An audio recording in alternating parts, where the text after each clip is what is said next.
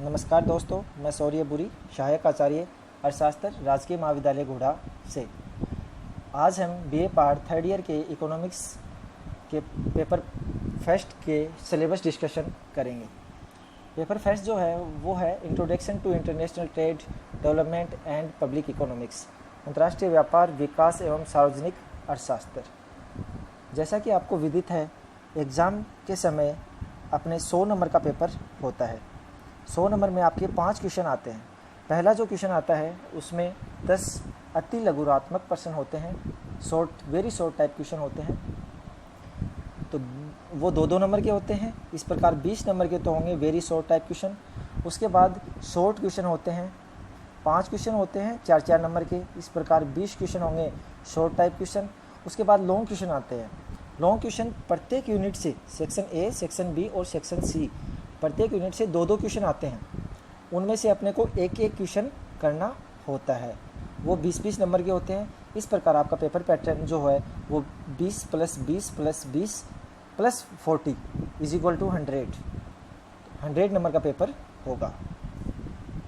Section A में हम पढ़ेंगे इंटरनेशनल ट्रेड, अंतर्राष्ट्रीय व्यापार के बारे में, कि फीचर्स ऑफ इंटरनेशनल ट्रेड, अंतर्राष्ट्रीय व्यापार के लक्षण क्या क्या है, इसके अंदर अंतर्राष्ट्रीय व्यापार के महत्व है, इसका स्कोप, इसके क्षेत्र।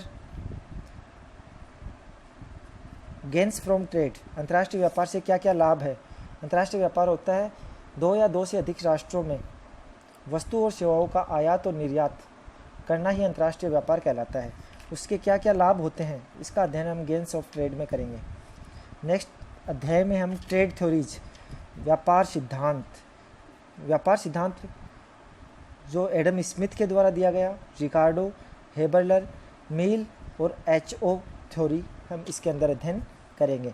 एडम स्मिथ का निरपेक्ष लागत अध्ययन, रिकार्डो का तुलनात्मक लागत अध्ययन, हेबरलर का अवसर लागत अध्ययन, मील का प्रतिपूरक मांग का सिद्धांत, और जो नव क्लासिकल थ्योरी है ट्रेड थ्योरी, जो नव क्लासिकल ट्रेड थ्योरी है वो है हेक्सर-होलिन, एच.ओ. थ्योरी, जो आधुनिक सिद्धांत भी जिसे कहते हैं, उसका अध्ययन हम ट्रेड थ्योरी के अंतर्गत करेंगे। इसमें ए सेक्शन में नेक्स्ट है फ्री ट्रेड एंड प्रोटेक्शन, स्वतंत्र व्यापार एवं संरक्षण। इसमें व्यापार क्या होता है, स्वतंत्र व्यापार क्या होता है, और एक देश उस व्यापार पर किस प्रकार प्रतिबंध लगाता है, इसका अध्ययन करेंगे। फॉरेन एक्सचेंज मार्केट, विदेशी विनिमय बाजार एंड एक्सचेंज रेट एंड विनिमय दर क्या होती है, इसका अध्ययन भी हम सेक्शन ए के अंतर्गत करेंगे। Next balance of trade and balance of payment, व्यापार संतुलन एवं भुगतान संतुलन, ये इनकी परिभाषा, इनकी संरचना, इनमें क्या डिफरेंस होता है, इसका अध्ययन हम सेक्शन ए के अंतर्गत करते हैं। सेक्शन ए में जो लास्ट टॉपिक्स है वो हैं IMF एंड WTO। IMF होता है अंतर्राष्ट्रीय मुद्रा कोष, इंटरनेशनल मॉनेटरी फंड। WTO होता है वर्ल्ड ट्रेड ऑर्गेनाइजेशन, विश्व व्यापार संगठन।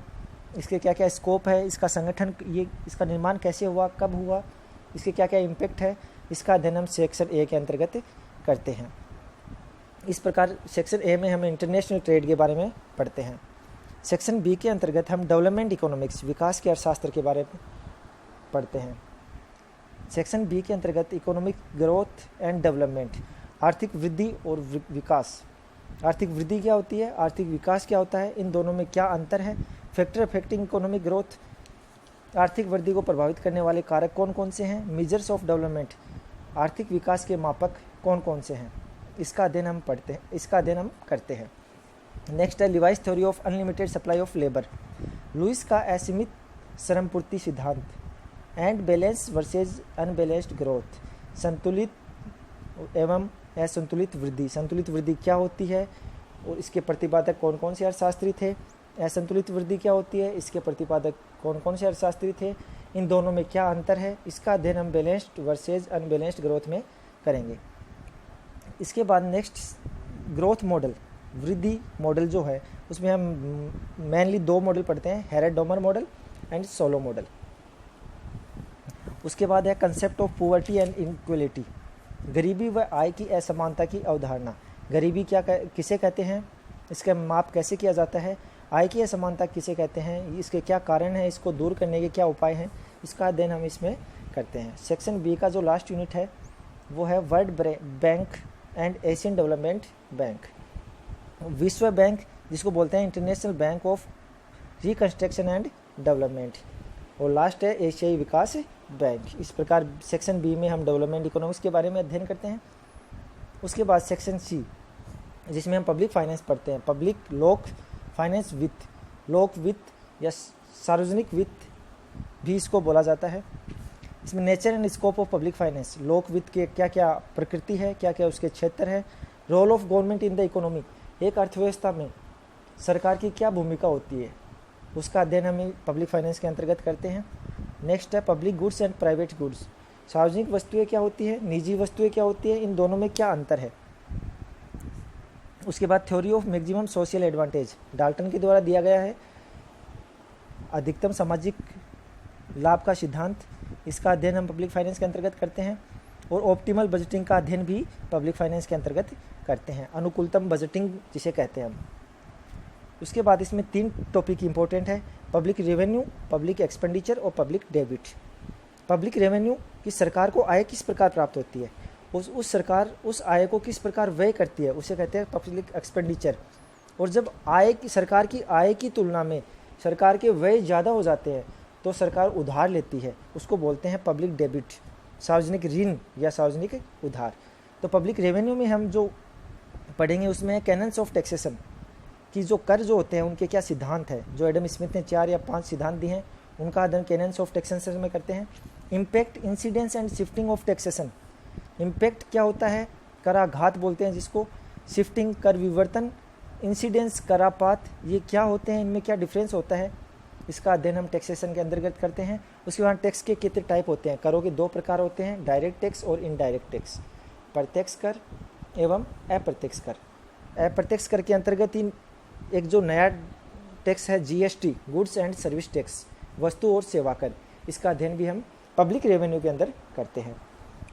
तो पब्लिक रेवेन्यू के अंदर हम सरकार की आय के स्रोतों के बारे में अध्ययन करते हैं। नेक्स्ट है पब्लिक एक्सपेंडिचर, सरकार को आय हो गई, अब सरकार व्यय किस प्रकार करेगी, कौन कौन सी मदों पे व्यय करेगी, इसका अध्ययन हम पब्लिक एक्सपेंडिचर में करेंगे। कैनन्स ऑफ पब्लिक एक्सपेंडिचर, सार्वजनिक व्यय के क्या क्या सिद्धांत हैं। Classification and effects of production and distribution कि उस पब्लिक एक्सपेंडिचर जो हो रहा है उसका वर्गीकरण, कौन कौन सी मदों पे कितना कितना व्यय किया जा रहा है, इसका अध्ययन हम पब्लिक एक्सपेंडिचर में करते हैं।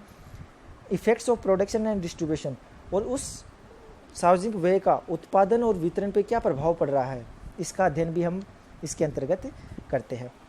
नेक्स्ट है पब्लिक डेबिट, जैसा कि मैंने पहले बताया है कि सरकार का अगर आय से ज़्यादा व्यय हो जाए तो सरकार को उधार लेना पड़ता है, उधार लेने को ही हम ऋण लेना कहते हैं और उसी को पब्लिक डेबिट कहते हैं।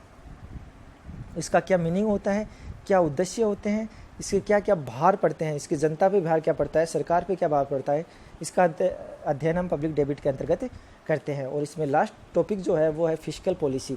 जिस प्रकार हमने BA part second year macro economics में मॉनेटरी पॉलिसी पढ़ी थी जो आरबीआई के द्वारा दी जाती है, मौद्रिक नीति जिसे बोलते हैं, उसी प्रकार पब्लिक फाइनेंस के अंदर फिस्कल पॉलिसी, राजकोषीय नीति जो सरकार द्वारा दी जाती है, राजकोषीय नीति क्या होती है, इसके क्या क्या उद्देश्य है।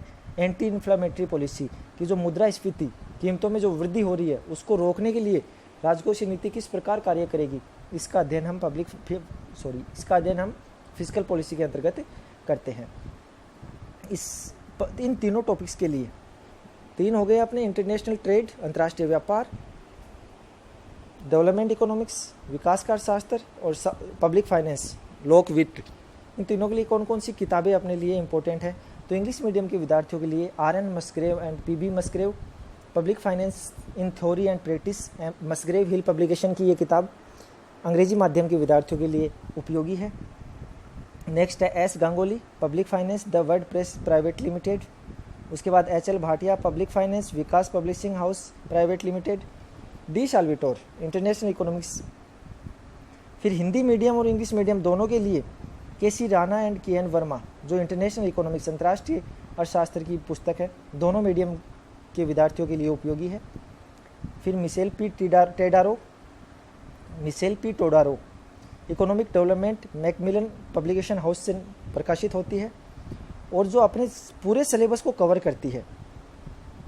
वो है अंतर्राष्ट्रीय व्यापार, विकास एवं सार्वजनिक अर्थशास्त्र, international trade, development and public economics, LK Narayan Lakshmi Narayan Nathuram का NNC पहाड़िया द्वारा प्रकाशित की गई पुस्तक का अध्ययन हम करते हैं। धन्यवाद दोस्तों।